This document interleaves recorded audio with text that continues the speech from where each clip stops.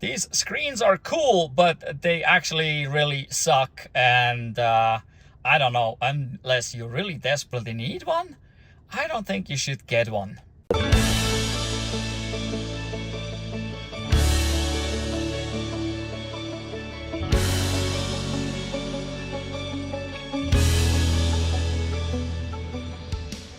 This particular screen came from T-Liard, and they have a whole bunch of other screens. Maybe others work better, I don't know. Do you have a screen? Where did you get it from? How does it work for you? How long have you had it? Is it as good as you wanted it to be? Whatever, let me know down below in the comments. I'm interested. Overall, in the beginning, what I found out, it works wonderful. Here we can get the map on there and everything. And you know, I'm not really necessarily interested in seeing all the car stuff, but seeing all the other stuff while driving was kind of cool, especially having the Android Auto and Apple CarPlay options to play on the screen. So that was pretty cool.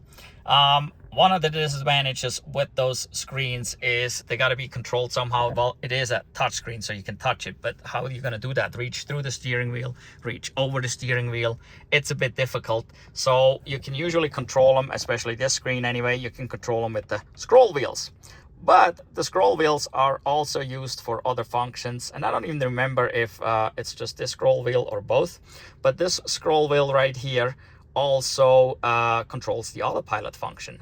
So if you are in autopilot or FSD and you use the scroll wheel, well, you're not just adjusting the screen, you're adjusting your autopilot at the same time, and that can lead to problems. If no autopilot or anything is engaged, that doesn't really matter, but if it is, then yes, that will affect it. So that is a problem right there.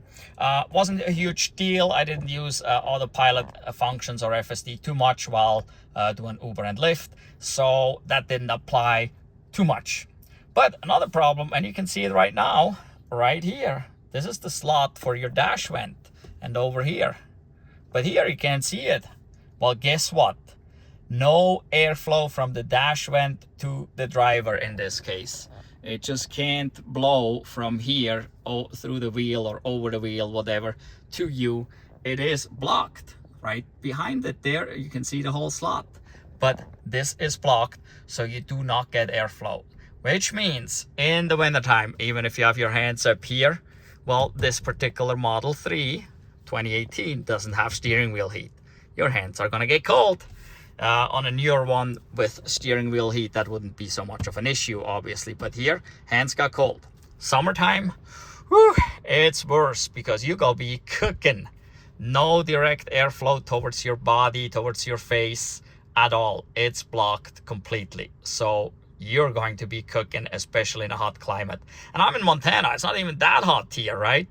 But holy moly, we gotta crank the blower all the way up, the temperature all the way down, and the passenger is freezing and the driver is still hot. So it sucks. So any screen that you put right there is a problem, regardless of where it came from, what brand it is, or whatever. It's a problem. It's gonna block your vent.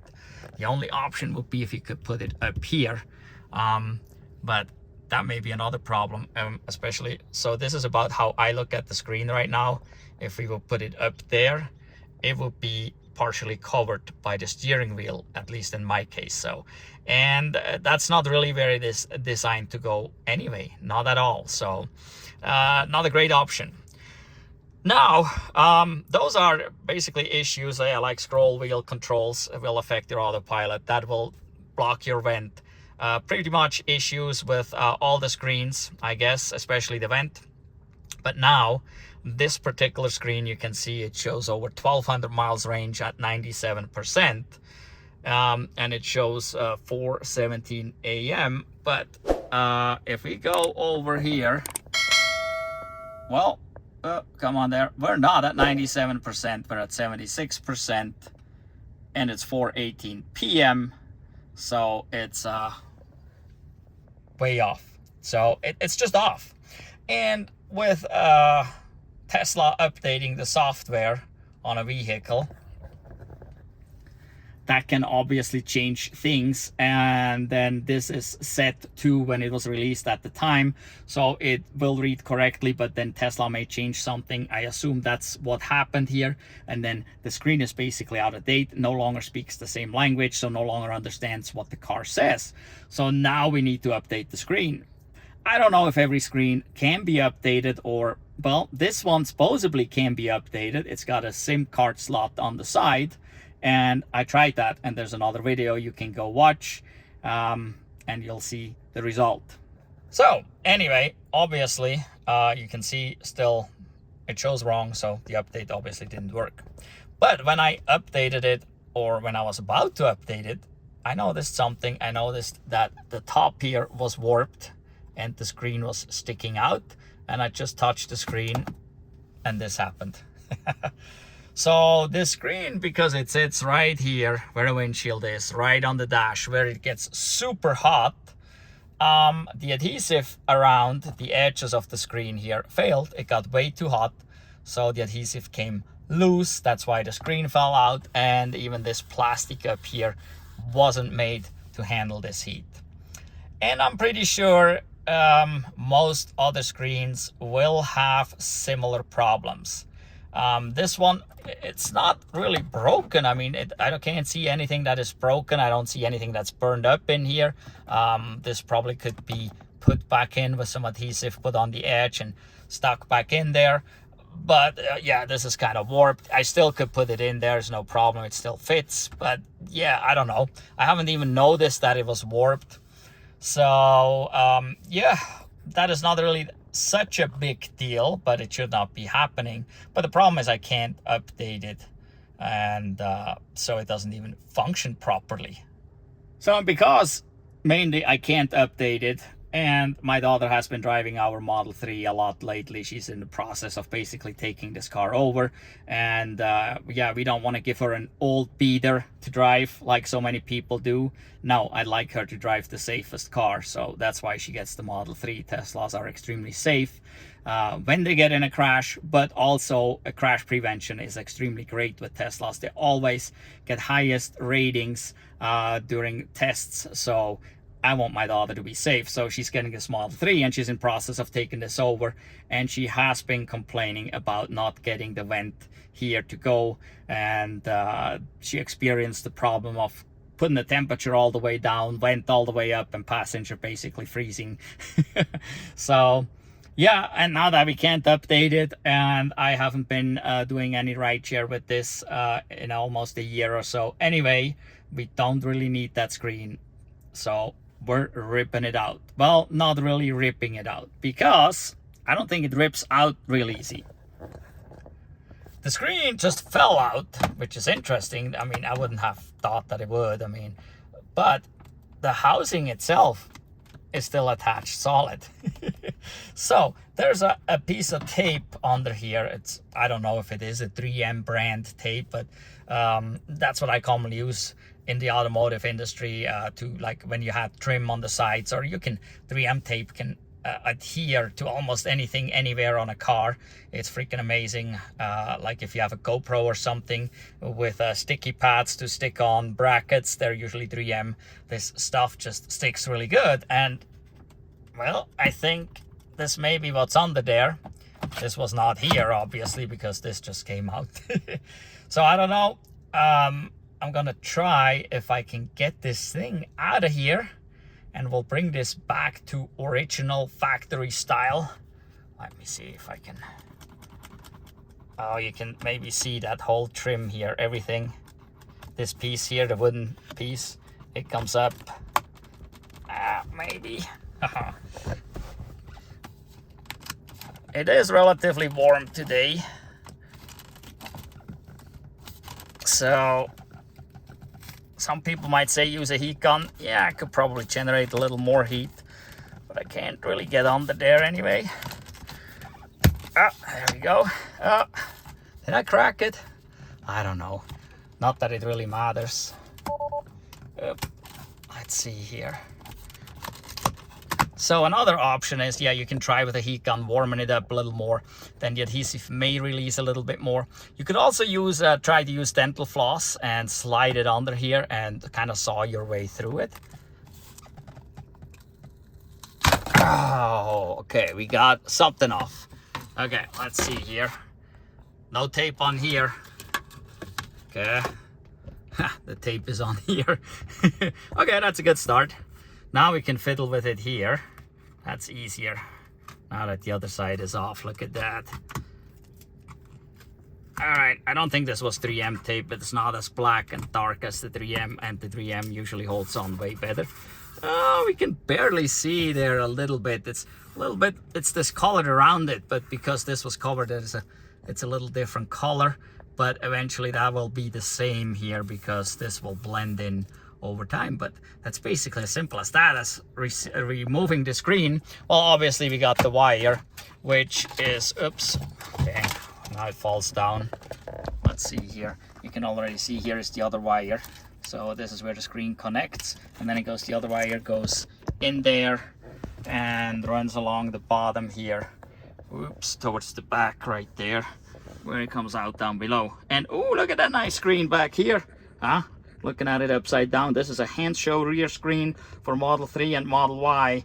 If you are not updated to the latest and greatest, like all the new Model Ys and Model 3s, get yourself a rear screen from Hansshow. There's a link and the discount code down below in the description. All right, the screen is basically out. I'm gonna pull the wire out. I probably don't even have to remove anything. It's just kind of tucked under the side panel here. I can probably just pull on it and get it all the way out towards the back. And if you have one of those screens, you usually have one T connector in there. If you have this screen and the rear screen that we have from Hansshow here, then you may have two T connectors, right? One after another in there. So in any event, just remove the T connector for the screen here that we're removing. That's no big deal. We just unplug and plug back in. It's usually best if you go into the Tesla menu and power down the car to do that. If you don't, it will probably throw a fault, and then as you plug it back in, the fault will go away again because the problem has been resolved. So no big deal. But yeah, I'm wondering, do you have one of those screens? Were you planning on getting one? What were your reasons for getting one or not getting one? What are your experiences with it? Share that with us down below in the comments so other people can see that too, what the experiences are. Maybe you have a much better screen. I don't know. Maybe throw in a description of your screen and where we could find it. Maybe that is the way to go, because some people really like that.